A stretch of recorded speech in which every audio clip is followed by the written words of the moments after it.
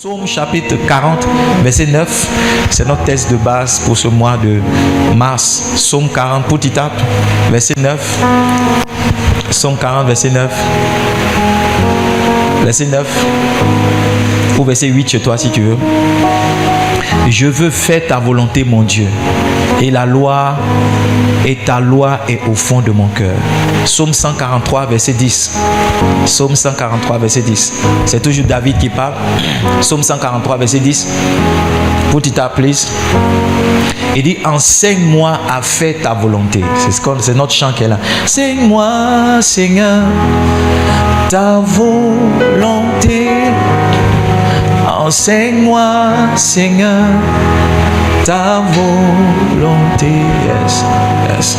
C'est une prière qu'on doit faire. Seigneur, enseigne-moi ta volonté. Seigneur, je veux marcher dans ta volonté. La vérité, c'est que toute personne qui marche dans la volonté de Dieu est en train de marcher en obéissance à Dieu. Et toute personne qui marche en obéissance à Dieu marche sous un ciel ouvert. Yes. Où est-ce que je vous envoie à travers cette série de messages? C'est de vous envoyer à expérimenter un ciel ouvert. Et un ciel ne peut pas être ouvert. Votre ciel ne peut pas être ouvert si vous ne connaissez pas et si vous ne marchez pas dans la volonté de Dieu. Le problème quelquefois avec la volonté de Dieu, c'est qu'on ne la connaît pas. Quelqu'un est d'accord avec moi? C'est qu'on ne la connaît pas. On veut bien, mais c'est quoi la volonté de Dieu pour moi? Si je connaissais la volonté de Dieu pour moi, ce serait plus facile. Quand je vous enseignais comment marcher dans la volonté de Dieu, je vous ai partagé 4 clés. Je vous ai dit que la première, c'est d'abord de décider. Parce que quand on est décidé, rien ne nous arrête en chemin. La deuxième clé, je vous ai dit, c'est de connaître la volonté de Dieu. Et si donc quelqu'un s'est posé cette question, comment je fais pour connaître la volonté de Dieu? Attache bien ta ceinture de sécurité parce que ce matin, je vais partager avec toi 3 clés qui vont t'aider à connaître la volonté de Dieu. Le but de ce message aussi, c'est de nous aider à consulter Dieu. À consulter Dieu lorsqu'on est sur le point de prendre des décisions importantes. À consulter Dieu lorsqu'on est sur le point, d'accord, de passer à un autre niveau. À consulter Dieu lorsqu'on ne sait pas qu'est-ce qu'on doit faire dans une saison. Parce qu'il arrive que l'homme ne sache pas ce qu'il doit faire dans une saison. À qui est-ce que c'est déjà arrivé? Quelqu'un a atteint un certain âge, une certaine étape dans sa marche avec Dieu, mais il ne sait pas dans cette saison-là qu'est-ce qu'il doit faire. Moi, j'ai 2 problèmes dans cette saison de ma vie. Le premier problème que j'ai, c'est comment je gère mon temps. Parce qu'en réalité, j'ai beaucoup plus de sollicitations qu'avant. Il y a beaucoup de sollicitations par rapport au ministère. Par exemple, j'ai 102 personnes qui sont des ouvriers dans cette église. Et je me suis engagé à honorer 102 personnes tout au long de cette année. Donc si avant je célébrais 20 personnes parce qu'il y avait 20 ouvriers, maintenant je célèbre 100 personnes. C'est beaucoup de choses pour moi. Les ouvriers sont les membres de l'église auprès de qui je dois courir lorsqu'il y a une urgence. Donc maintenant je dois courir dans la vie de 100 personnes. C'est énorme pour moi. Maintenant j'ai des responsabilités comme délégué régional du répit où j'ai des sollicitations avec des pasteurs, avec des invitations à gauche et à droite. Ne serait-ce que hier samedi, il y avait 3 invitations. Une invitation chez le pasteur Yannick, une autre invitation chez la révérende Rebecca Déborah Niépé, une autre invitation chez mon père spirituel. Et ma fille aussi m'a dit, papa, il faut que tu m'accompagnes à l'école pour que je puisse prendre mon bulletin. Je me suis réveillé à 4 heures. Mais tellement je ne savais pas où aller, je me suis rendormi encore. Après la prière, 6 heures, je suis allé dormir encore. Je me suis réveillé à 9 heures parce que je ne savais pas où est-ce que j'allais partir. Parce que tout ça, c'est important. C'est important pour ma fille que j'aille. C'est important pour mon père spirituel de me voir. C'est important pour moi-même que d'aller assister à la formation du pasteur Yannick. C'est encore important pour mes amis du Foursquare et pour la révérende qui m'a invité personnellement que je sois là. Où est-ce que je peux partir? Et dans cette saison, c'est le problème que j'ai. Et je suis en train d'interroger le Seigneur. Comment est-ce que dans tout ça, je peux réaliser ta volonté? La bonne nouvelle est ceci. Le vendredi, j'ai décidé de ne répondre à aucune invitation, à aucun appel, aucune sollicitation. Et ce vendredi, je suis venu m'asseoir au bureau. J'ai même laissé ma famille, je suis venu m'asseoir. Je me suis assis au bureau. Vous savez ce que j'ai fait? J'ai écrit un livre sur le pardon. J'ai réalisé que toute l'année 2024, je n'ai écrit aucun livre. Pourquoi? Parce que j'étais sollicité à gauche et à droite. Tu es invité ici, tu dois aller voir telle personne, tu dois faire ceci, tu dois organiser tant. Dans toutes ces organisations, je n'ai écrit aucun livre. Et le vendredi, quand je suis venu m'asseoir, je me suis dit, si je peux me dégager du temps, voici des choses que je peux réaliser pour moi et pour ma destinée. Donc dans cette saison, j'interroge Dieu. Quelle est ta volonté? Comment est-ce que je dois me comporter? Comment est-ce que je dois me comporter? Comment est-ce que je dois marcher avec toi? toi, avec la famille, avec l'église, avec toutes ces sollicitations, comment est-ce que je dois faire? Sans compter tous ceux pour qui je suis devenu un père spirituel et un mentor. Oh pasteur, je veux venir te voir pour que tu me donnes des conseils. Pasteur, je veux venir te voir pour que tu pries pour moi. Pasteur, je veux venir te voir pour faire une sémence. Tout ça, comment je gère? Comment je gère? Donc il arrive dans la vie d'un enfant de Dieu qu'il atteint un certain niveau où il ne sait pas ce qu'il doit faire, où il ne connaît pas la volonté de Dieu dans toutes les sollicitations qu'il a. Et ce matin, je veux partager avec vous justement des clés qui vont vous aider à consulter Dieu lorsque vous atteignez ces niveaux-là. Et je pense que si Dieu veut qu'on marche dans sa volonté, c'est qu'il veut aussi nous faire connaître sa volonté. Pour 2025, pour avril, mais aussi pour tous les autres mois de cette même année. Pas seulement pour 2025, mais pour le reste de notre vie. Est-ce que ça vous intéresse? Est-ce que ça vous intéresse? Plusieurs fois, on m'a posé cette question, mais pasteur, comment je fais pour connaître la volonté de Dieu? Pasteur, comment je fais pour connaître la volonté de Dieu? Première clé, il faut écrire. On connaît la volonté de Dieu quand on utilise la clé de la prière. Si tu ne demandes pas à Dieu sa volonté, tu ne la connaîtras pas. La prière est le moyen par lequel on place des requêtes. C'est pas ça? Philippiens chapitre 4, le verset 6. Ne vous inquiétez de rien, mais en toute chose, faites comment? Faites connaître vos besoins. Beaucoup d'entre vous, vous avez limité les besoins à l'argent, à un homme et à un voyage. Ton besoin aussi, ça peut être celui dans une saison de ta vie de connaître la volonté de Dieu. Et Dieu dit, comment est-ce qu'on doit se comporter lorsqu'on est dans le besoin? C'est de lui faire connaître justement. Et comment on fait connaître à Dieu nos besoins? Il dit par des prières. Par des prières. Seigneur, je ne sais pas si je dois aller à gauche ou je dois aller à droite. Il ne suffit pas de le dire comme ça. Tu dois prier pour dire, Seigneur, montre-moi la voie. Seigneur, montre-moi le chemin. Seigneur, où est-ce que je dois aller? Quelle soeur je dois marier? Quel frère je dois marier? Beaucoup de personnes ne prient pas. Elles s'engagent dans une voie et plus tard, elles demandent à Dieu de les rejoindre dans cette voie. Beaucoup de personnes ne prennent pas le temps, ne développent pas la sagesse de connaître la volonté de Dieu d'abord. Elles s'engagent dans ce qui est leur propre volonté. Et plus tard, quand il y a des complications, elles demandent maintenant l'assistance de Dieu. Ça ne marche pas. Avant de t'engager dans quelque chose, tu dois prendre le temps d'interroger le Seigneur. Si tu me demandes, pasteur, quel type de prière je dois faire pour connaître la volonté de Dieu, j'ai envie de te donner cette réponse. C'est une prière d'interrogation. Une prière de questionnement. C'est pas une prière pour dire non, Seigneur, je vais à Boaké, je vais à Boaké, je vais à Boaké. Boaké, tu es à moi. Boaké, tu es à moi. Boaké, tu es à moi. Tout sur Boaké. Boaké. Non, non, non. C'est une prière, Seigneur. Dois-je aller à Boaké? J'ai une sollicitation à Boaké. Est-ce que je dois aller à Boaké? J'ai une invitation à Boaké. Est-ce que je dois aller à Boaké? Tout dans la prière n'est pas seulement des requêtes. Quelquefois, on va devant le trône de Dieu pour lui poser des questions. Et quelqu'un a dit, quand vous posez les bonnes questions, vous obtenez les bonnes réponses.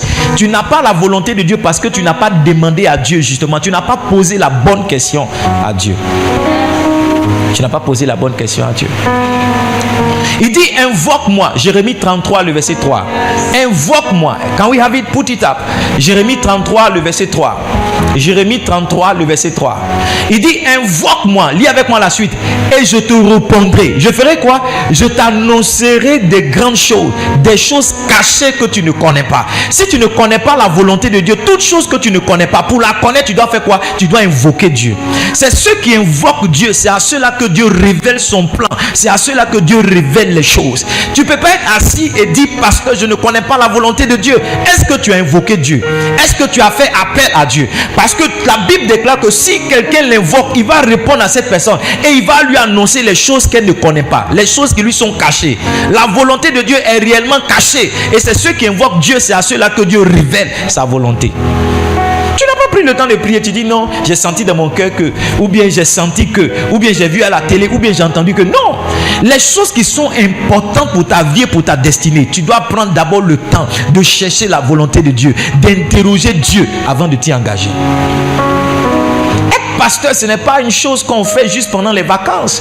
Être pasteur, ce n'est pas quelque chose qu'on fait juste pendant une année. Être pasteur, on l'est toute sa vie.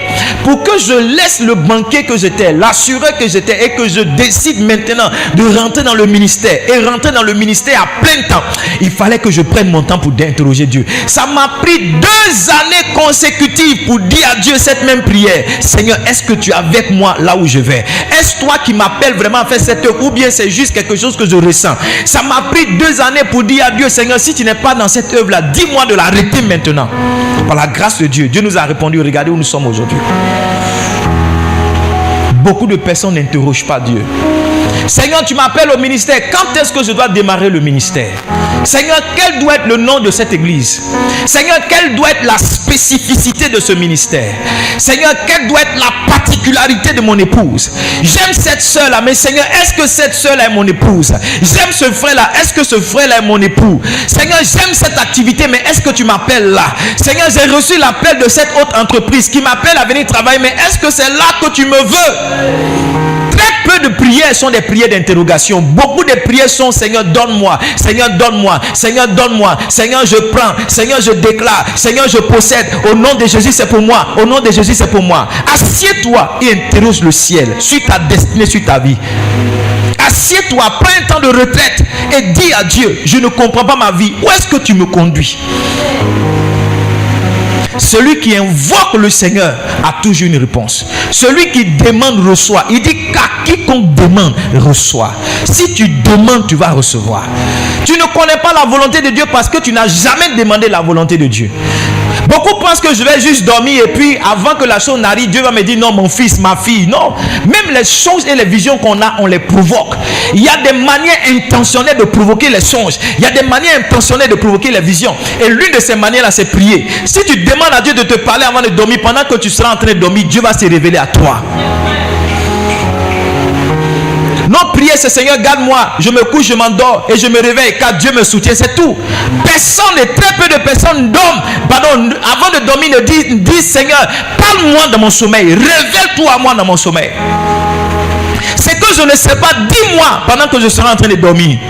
C'est que je ne comprends pas, montre-moi pendant que je serai en train de dormir. Voyez-vous, si on connaissait la volonté de Dieu, il y a très peu d'erreurs qu'on allait faire. Parce qu'en réalité, les erreurs qu'on a faites, c'est parce qu'on ne savait pas où Dieu nous voulait. Les mauvais choix qu'on a fait, c'est parce qu'on ne connaissait pas le plan de Dieu. C'est parce qu'on ne connaissait pas la voie de Dieu. C'est parce qu'on ne connaissait pas la volonté de Dieu. Et quelquefois, les choses nous ont rattrapés plus tard. C'est les conséquences qui nous ont dit que Dieu n'était pas dans la chose qu'on faisait. Mais si on avait pris le temps, avec la sagesse d'interroger Dieu avant, on n'aurait pas fait certaines erreurs. Je vous ai dit, chaque erreur que vous faites va vous coûter 3 choses. Votre temps, votre ressource, votre énergie. Si on peut apprendre de ces erreurs, ce type d'apprentissage ou bien ce type de sagesse-là est très coûteux. Ça va te prendre ton argent que tu as mis dans ça. Ça va te prendre ton énergie. Tu t'es réveillé, tu as travaillé sur un projet et puis à la fin, 0. Ça va te prendre aussi le temps que tu as investi. Tu peux faire 5 ans de mariage et découvrir que ce n'est pas ton mari. Tu as fait 5 ans dans la nature, 5 ans à l'aventure, 5 ans dans la pète.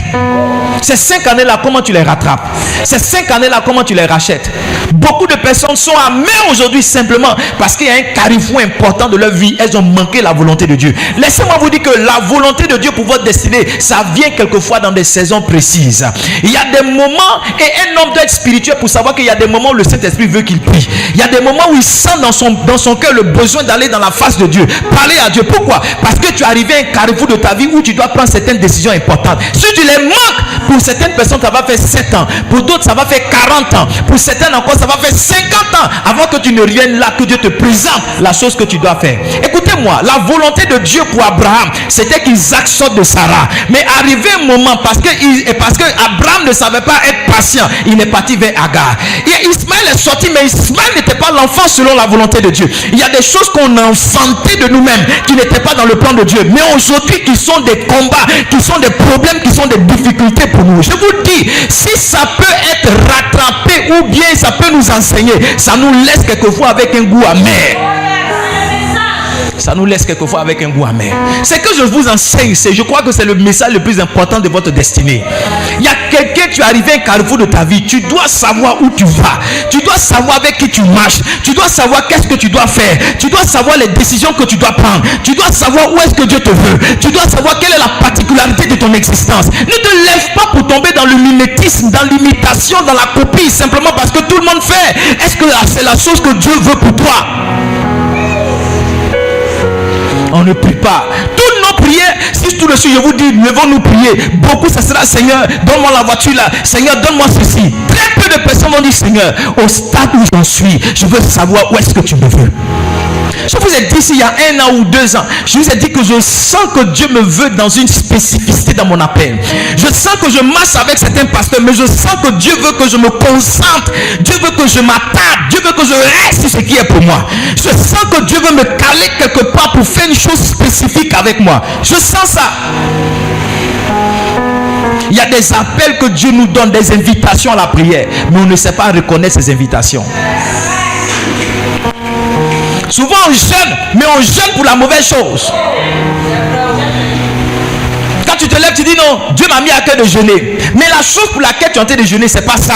Dieu t'a mis à cœur de jeûner. Tu vois, Dieu veut te priver de la nourriture pour que tu sois sensible au plan qu'il va détailler, au plan qu'il va annoncer, aux choses qu'il va te révéler. Laissez-moi dire, beaucoup de personnes ici, vous êtes rejetés ou abandonnés. Vous êtes seuls dans cette étape de votre. Vous savez pourquoi? Parce que Dieu veut vous parler. Dieu ne va pas te parler dans le bruit. Dieu ne va pas te parler dans amitié, dans bestie, dans CP. Non!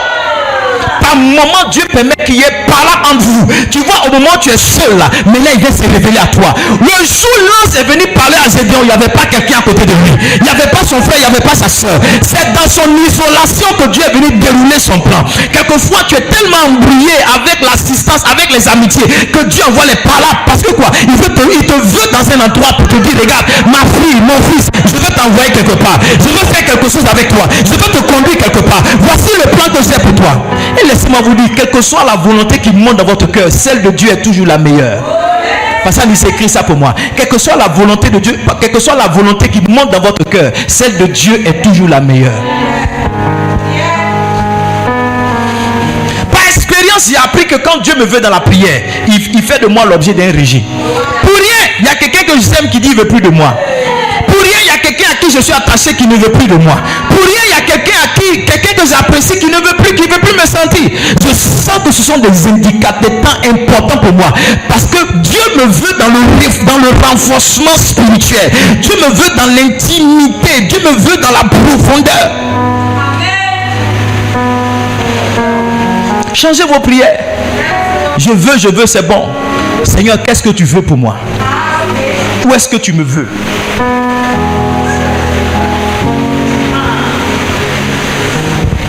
On peut voir votre maturité, notre maturité par la qualité de nos prières. Un enfant est toujours en train de dire je veux vélo, je veux bonbon, je veux. Mais une grande personne dit jamais je veux. Une grande personne dit qu'est-ce que je peux faire pour avoir ça?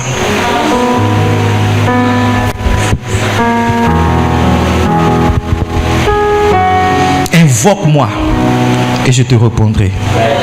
Je t'annoncerai des choses cachées. Je t'annoncerai de grandes choses, des choses cachées que tu ne connais pas. Dans la volonté de Dieu se trouvent de grandes choses pour toi. Mais tu ne l'as pas invoqué, c'est pourquoi tu n'as pas encore la révélation. Tu ne lui as pas fait appel, c'est pourquoi tu n'as pas encore la réponse. Pasteur, je ne connais pas la volonté de Dieu pour moi. La clé, est-ce que tu as prié? 1 Samuel chapitre 30, verset 6 à 8. Asseyez-vous un instant. 1 Samuel chapitre 30, verset 6 à 8. Regardez David. David fut dans une grande angoisse, car le peuple parlait de le lapider. David était à Siclag, vous vous rappelez? Les Philistins sont venus. La Bible dit parce que tous avaient de l'amertume dans l'âme, chacun à cause de ses fils et de ses filles. Mais David reprit courage en s'appuyant sur l'Éternel. Ne laissez pas vos émotions décider pour vous. Ne laissez pas même votre entourage décider pour vous. Quelle que soit la pression que vous sentez à gauche et à droite, reprenez courage et retrouvez cette sagesse d'aller interroger Dieu. Verset 7. Verset 7. Il dit au sacrificateur Abiathar, fils d'Achimélec, apporte donc l'éphod. Abiathar apporta l'éphod à David. Regardez la prière de David. Et David consulta l'Éternel en disant, regardez la prière, lis avec moi s'il te plaît. Poursuivrai-je cette troupe? L'atteindrai-je? L'Éternel lui répondit, poursuis, car tu atteindras, car tu délivreras. David ne s'est pas levé, oui, ils nous ont chicoté, allons, vengeance, non. Il a pris le temps, Seigneur, est-ce que je dois partir? Parce que c'est celui qui marche dans la volonté de Dieu qui remporte des combats. C'est celui qui marche dans la volonté de Dieu qui remporte des victoires. C'est celui qui marche dans la volonté de Dieu qui connaît du succès. Ne vous levez pas parce que les circonstances vous invitent à faire quelque chose. Non, levez-vous parce que ceci est dans la volonté de Dieu. La Bible dit, telle voie paraît droite pour un homme, mais sa fin c'est la mort. Donne-moi s'il te plaît Proverbes chapitre 16, le verset 3.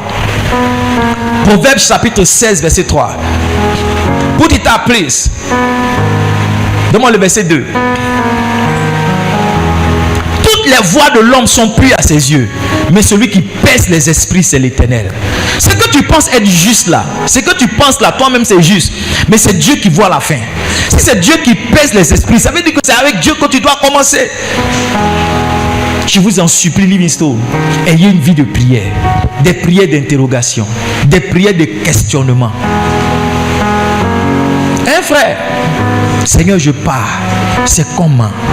Seigneur, je m'en vais, c'est comment? Seigneur, je bouge, c'est comment? Vous priez. Comment vous priez? Il faut prier en posant des questions. Première clé. On est toujours dans la prière. Comment faut prier? Il faut rester dans la présence de Dieu. Josué, chapitre 7, 5 à 15. Regardez comme certaines personnes prient. Seigneur, je m'en vais ou bien je m'en vais pas. Seigneur, je veux ou bien je vais pas. Seigneur, je pars ou bien je pars pas. Seigneur, je pars ou bien je pars pas. Ah? Qui dit pas mot consent? Il fait une prière de 5 minutes pour quelque chose qui concerne sa destinée. Et comme il n'a rien entendu, il part. Qui dit pas mot consent? Si Dieu n'a rien dit, ça veut dire qu'il est dans mon projet. Les gens de Haï leur tuaient environ 36 hommes. Il les poursuivit depuis la porte jusqu'à Shebarim et les battit à la descente, et le peuple fut consterné et perdit courage. Next verse, please. Josué déchira ses vêtements et se prosterna jusqu'au soir, le visage contre terre, devant l'arche de l'Éternel, lui et les anciens d'Israël. Il se couvrit la tête de poussière. Josué est resté dans la présence de Dieu jusqu'au soir. Lisez la suite du passage. Josué est resté jusqu'à ce que Dieu lui parle.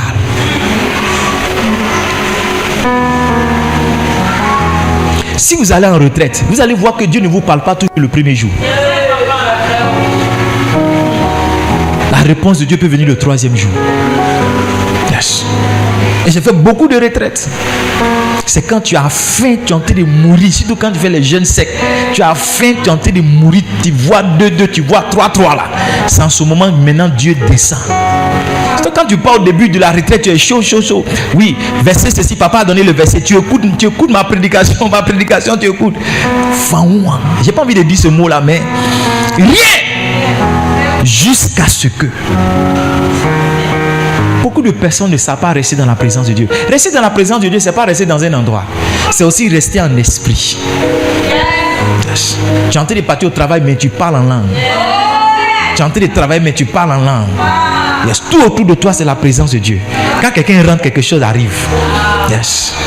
Parce que tout le monde n'a pas ce loisir là, ce privilège là de prendre 3 jours dans la semaine pour aller se retirer quelque part. Tu as des engagements, tu fais comment? Tu as des engagements. J'ai dit à mes amis pasteurs, l'âge que mes enfants ont, je ne peux pas me retirer chaque mois 3 jours, non. Je me retire 3 jours, mais Fort et son frère. Moi, je suis le capitaine du bateau. Donc, je suis obligé d'être là. Je fais ma retraite, tu vois. Je fais ma retraite souvent les jeudis. Je fais ma retraite souvent. Souvent, je quitte la maison. Je viens m'asseoir au bureau toute la nuit. Je suis en retraite comme ça. Ou bien souvent, quand ma femme va et que je me retrouve seul, je suis en retraite à la maison. Je commence à interroger le Seigneur. Quand il vient, ma retraite est finie. Mais tu vois, je suis tellement intentionnel, avec un cœur tellement profond, que je n'ai pas besoin de 48 heures pour que Dieu me parle. Quand je commence à l'interroger, automatiquement les réponses arrivent. Beaucoup de personnes ne savent pas rester dans la présence de Dieu. Même quand tu viens à l'église comme ça, on est dans une présence. Tu es en train de chercher Dieu par rapport à quelque chose. Tu as prié à la maison, mais dans ça, Dieu peut te parler. Mais quand tu arrives ici, tout t'énerve. La chaleur t'énerve, les chants t'énervent, le micro t'énerve, ton voisin t'énerve, les chaises t'énervent, toutes les offrandes t'énervent, tout t'énerve. Tu es avec nous dans ce lieu, mais tu n'es pas dans la présence. Alors que tu as besoin d'être dans la présence pour rencontrer Dieu.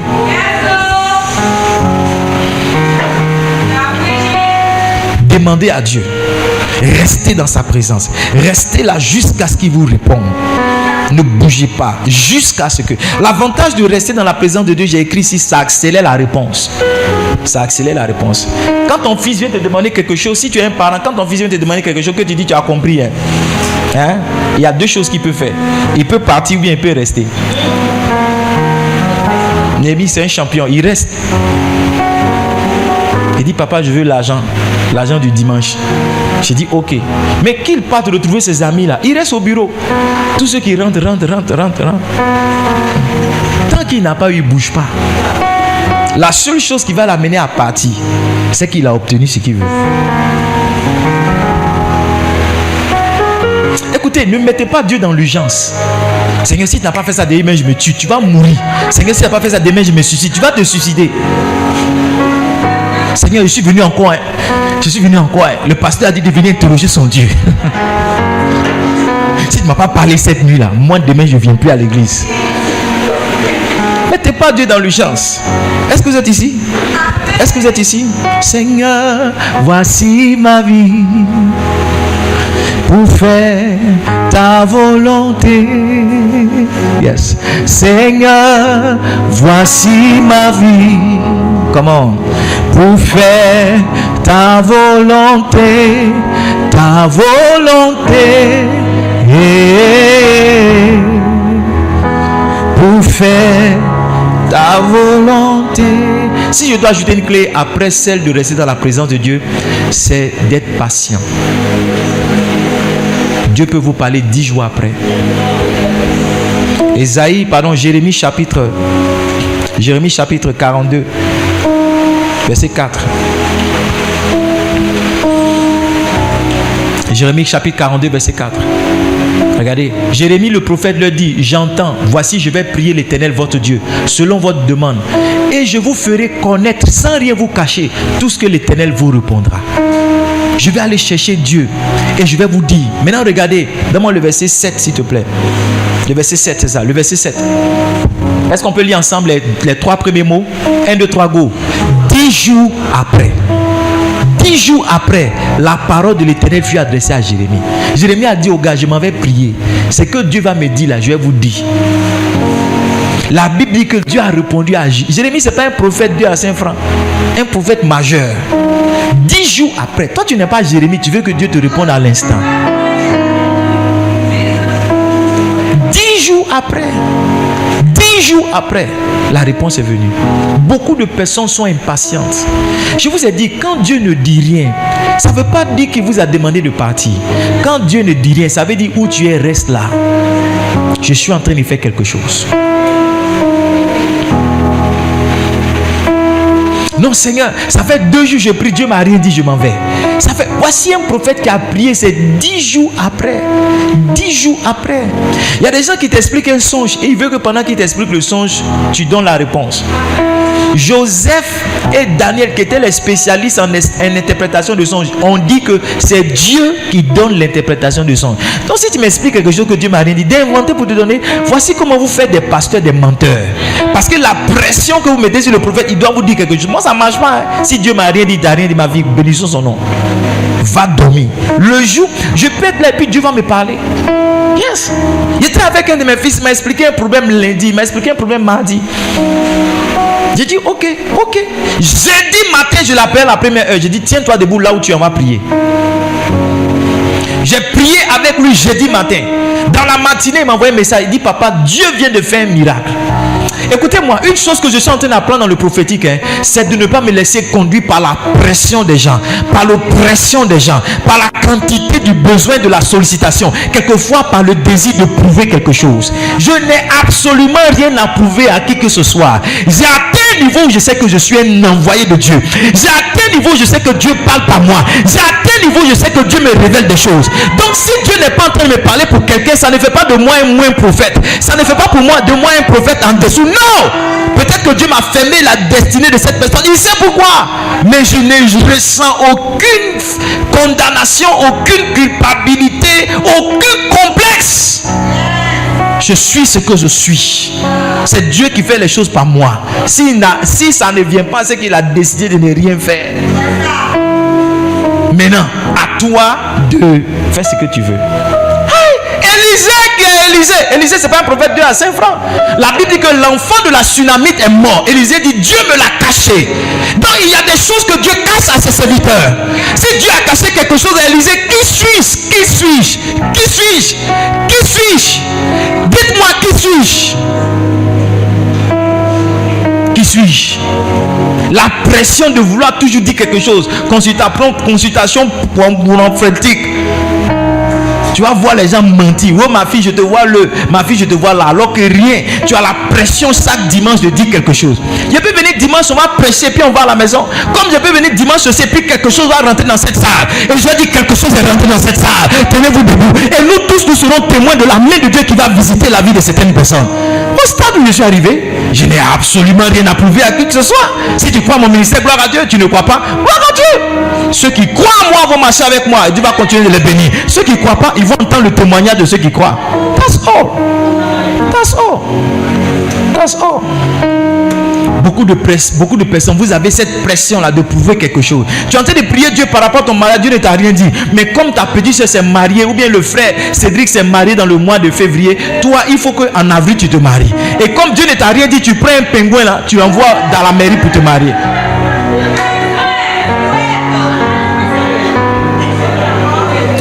Tu prends une baleine là, vous partez à la mairie. Si, partez vous marier. Aide-moi à dire à ton voisin, notre problème majeur, c'est qu'on ne connaît pas la volonté de Dieu pour nous.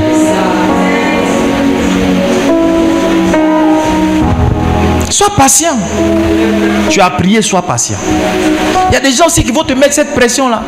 Pasteur, tu as dit ça. Tout à l'heure, je vais aborder le point du prophétique. Et je vais vous dire, par exemple, il y a certains prophètes qui, par expérience, avec les Ivoiriens, ne disent pas certaines choses. Et moi, j'ai vu avec mon père spirituel. Mon père spirituel a donné une prophétie à une dame. Il lui a dit, je te vois dans un pays en train de réussir là.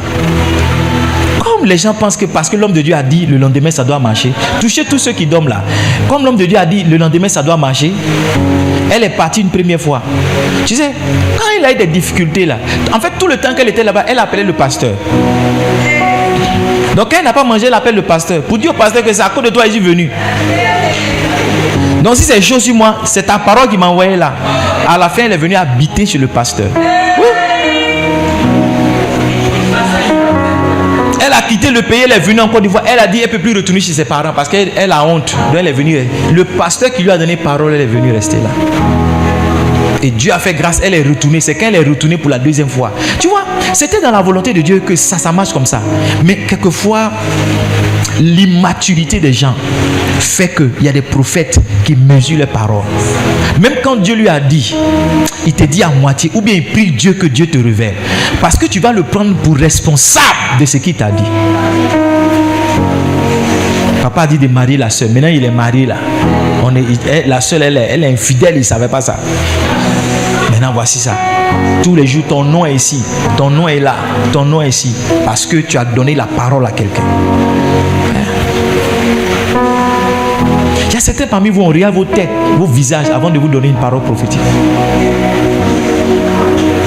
Mais je ne suis pas encore là. Je suis au niveau de la prière. Amen. Peut-être qu'on va s'arrêter là pour... C'est notre église. Amen. Amen. Qu'est-ce que tu peux faire quand tu pries? J'ai dit de faire quoi? Questionner Dieu. J'ai dit de faire quoi? De rester dans sa présence. J'ai dit de faire quoi? D'être patient. J'ai dit de faire quoi? Tu peux demander des signes à Dieu. Demande des signes. Parce que je vous dis la vérité, hein. Écoutez-moi, levez la tête, regardez-moi. Nous, tout ce qu'on va demander Dieu là, on va demander avec une position déjà dans le cœur. Parce que Fabio, tu vois non? Ça dit si tu as deux sœurs et puis tu ne sais pas, tu vas demander à Dieu là, il y a une là. Il y a une. C'est vrai ou bien c'est faux? Il y a une là qui est ton choix. Mais comme le pasteur a dit d'aller interroger, tu vas interroger pour la forme. Sinon,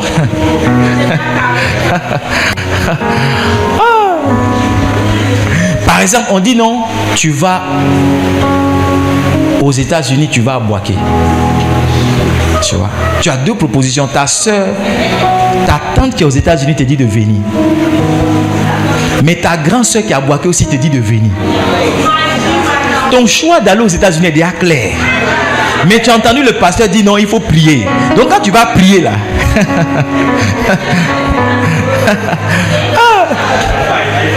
quand tu vas prier, dès que tu m'entends parler un peu anglais, tu dis voilà. C'est ça, c'est la confirmation qu'elle a, c'est le signe. Tu vois, tu avais déjà un penchant. Maintenant, regarde, c'est demander les signes là qui vont t'aider. Les signes là. Dieu ne donne pas les signes en fonction de tes penchants. Donc, par exemple, tu peux dire, Seigneur, si je dois aller aux États-Unis, le frère qui n'a jamais dansé dans l'église, qui danse. Et ce jour-là, la veille aussi, le frère, il y a une grande visitation. Donc quand il vient à l'église, il dit au chante là, aujourd'hui là, tu es dans la louange. Et pendant que tu es assis, quand la louange est montée jusqu'à un certain moment, tu vois le frère qui n'a jamais dansé. Il est dans le rang, c'est lui-même qui fait le ballet. Tu dis, mais Seigneur. Tu vois, personne, toi dans la louange, tu ne danses pas. Tu es en train d'observer les choses. Personne ne sait ce qui se passe. Mais Dieu est en train de te donner un signe.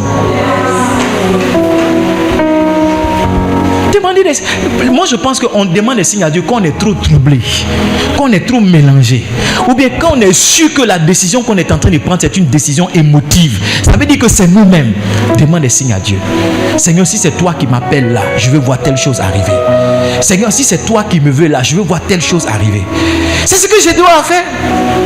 C'est exactement parce que ce que Dieu demandait à Gédéon, c'était presque impossible pour un homme. Mais Gédéon a demandé des signes. Et vous savez, s'il y a une chose à laquelle Dieu répond vite, c'est les signes. Yes. À la question là, Dieu peut prendre du temps pour répondre. Mais aux signes là, souvent c'est immédiat. Souvent c'est à l'instant. Souvent c'est dans l'heure qui suit. Dieu te donne la réponse de la confirmation. Il te donne le signe pour te confirmer les choses. Ne vous levez pas. Demandez un signe. Demandez un deuxième. Même si on dit que vous n'avez pas la foi, mieux vaut marcher dans une certaine forme d'assurance que au nom d'une prétendue foi, faire de certaines erreurs que vous allez regretter plus tard. Yes. Les signes que j'ai demandé à Dieu sont énormes. Le dernier qu'il m'a donné pour ce ministère, c'est arrivé le 1er janvier 2017, lorsqu'on avait besoin de 150 000 pour boucler le budget et que les offrandes ont fait 155 000. J'ai dit à ma femme, voici le signe de trou. On ne regarde plus derrière, on s'en va devant.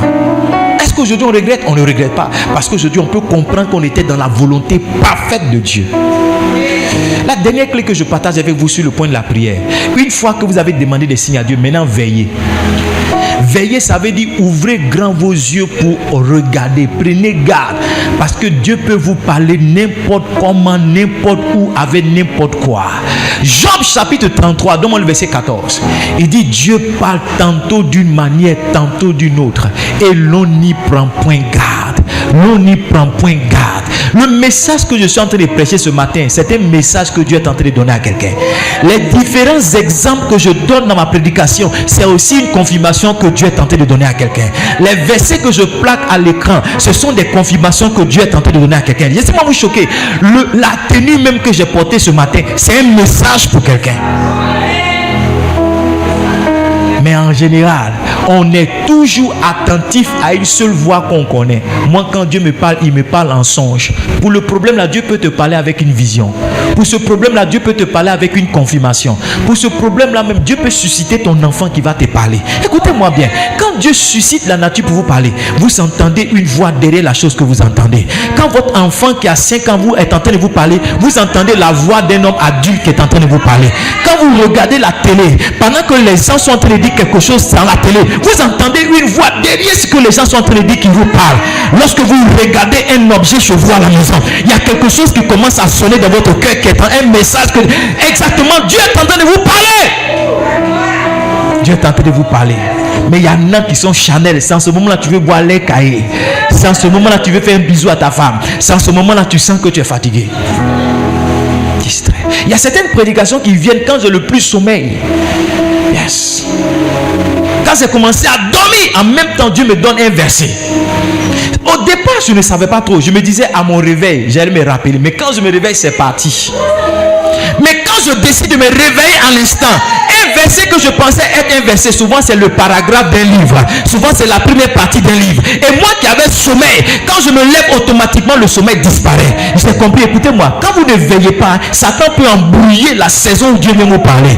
Écoutez-moi, quelques secondes avant un message de Dieu, votre fils peut venir vous irriter. Votre femme peut venir vous irriter. La bonne peut venir vous mettre en colère. Parce que quand Satan a interrogé le calendrier de Dieu, il a vu qu'à cette heure, il y a un message qui devait venir du ciel.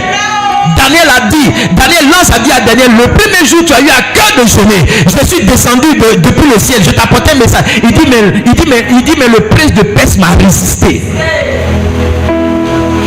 Beaucoup de personnes ne veillent pas. Beaucoup de personnes ne veillent pas. Quand tu demandes quelque chose à Dieu, tu dois ouvrir grand les yeux.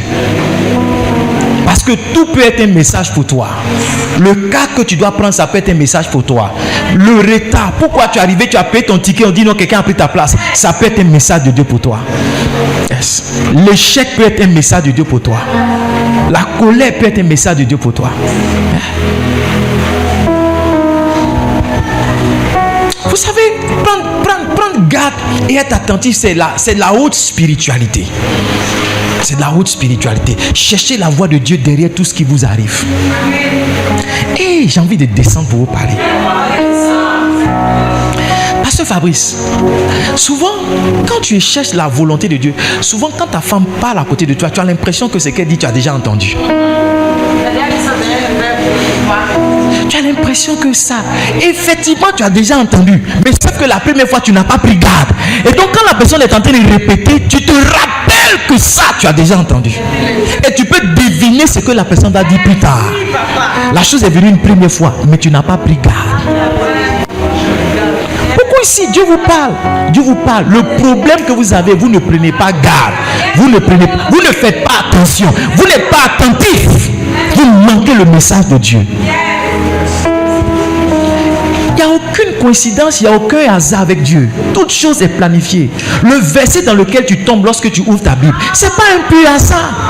C'est pas un pur hasard. Le désir que tu as quelquefois d'allumer la télé, toi qui n'as jamais de télé, mais tu veux allumer une télé, il y a un message de Dieu derrière.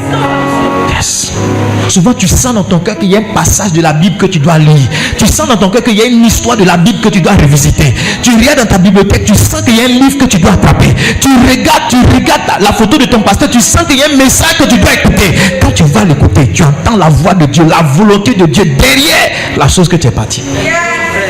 Beaucoup de personnes pensent que parce qu'on a interrogé Dieu, ça va venir. Ma fille, tu m'as appelé, maintenant je suis là. C'est non, ça ne marche pas comme ça. Le ventilateur qui ne te souffle pas aujourd'hui, ça peut être un message de Dieu pour toi.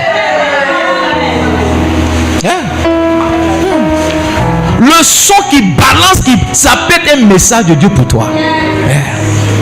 Dieu a décidé de te parler d'une certaine manière. Mais toi, comme tu es limité à Dieu me parle comme ça, Dieu me parle comme ça. Moi, quand mon pied tape caillou, quand mon pied gauche sait que la chose va arriver, toi tu es habitué à ce que ton pied tape caillou. Mais ce jour-là, il n'y a aucun caillou sur ta voix. Donc ton pied ne peut pas taper. Dieu va prendre un autre moyen pour te parler. Mais tu ne fais pas attention. Et tu es là, tu es en train de chercher la même chose alors que Dieu t'a déjà délivré ça. Si on prend le temps d'interroger le Seigneur, on ne va jamais manquer sa volonté. On ne va jamais manquer sa volonté. Si on prend le temps de dire Seigneur, où est-ce que tu veux que j'aille? Où est-ce que tu veux que j'aille? Quand vous allez atteindre un certain niveau de spiritualité, vous allez même interroger Dieu sur la qualité du vêtement que vous devez porter. Et si vous entendez Dieu, vous allez entendre Dieu même sur la qualité de votre coiffure. Tu vas te dire, regarde, cette coiffure ne m'honore pas. Ça peut être joli pour toi, mais ça ne m'honore pas. Tu vas te dire, pour aujourd'hui, mets tes cheveux à droite. Pour toi, c'est juste un détail. Mais ça, c'est un détail qui sera la confirmation pour quelqu'un. Qui sera quelque chose qui va aider quelqu'un dans le choix qu'il doit faire. Avec mon père spirituel, tu dis papa, c'est moi qui dois diriger, qu'est-ce que je dois dire? Il dit laisse-toi conduire. Chaque fois que tu te laisses conduire, quand le pasteur monte à la chaire pour prêcher, tu observes toujours qu'il y a quelque chose dans ta direction qui va prendre pour aller.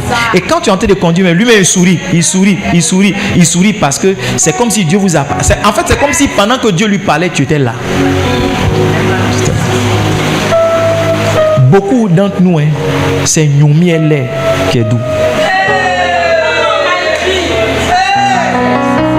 C'est Nyumiele quoi? C'est Nyumiele qui est doux. N'êtes pas spirituel. N'êtes pas spirituel. N'êtes pas spirituel. J'ai compris, mon fils, que chaque fois qu'un homme fait une offrande, Dieu lui parle. J'ai compris ça. Il n'y a pas longtemps, j'ai compris que quand tu fais une offrande là, il faut te disposer. Dieu va te dire quelque chose. Quand tu lis la Bible, tu vois que l'ange de l'Éternel a visité très souvent ses serviteurs au moment de l'offrande. Dieu m'a dit, ne te contente pas de recevoir une imposition des mains parce que tu as sémé dans la vie de quelqu'un. Pousse plus loin pour entendre quelque chose que je vais te dire. Amen. Parce que chaque fois que tu fais une offrande sacrificielle ou bien une offrande improvisée, je te permets d'attraper une certaine grâce. Et ce n'est pas seulement l'imposition des mains, mais c'est la parole que je vais te dire là qui va fonder ta foi et te faire croire que tu es rentré dans une certaine disposition.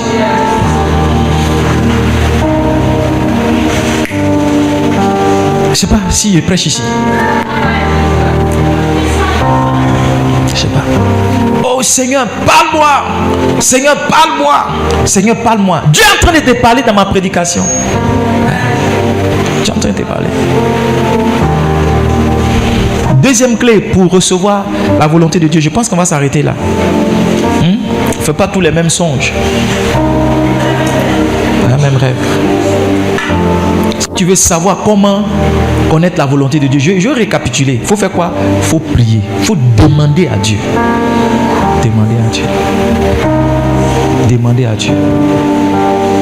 Demander à Dieu. Demander. Quand tu demandes, comment tu pries? Tu pries en premier point, en faisant quoi? En posant des questions.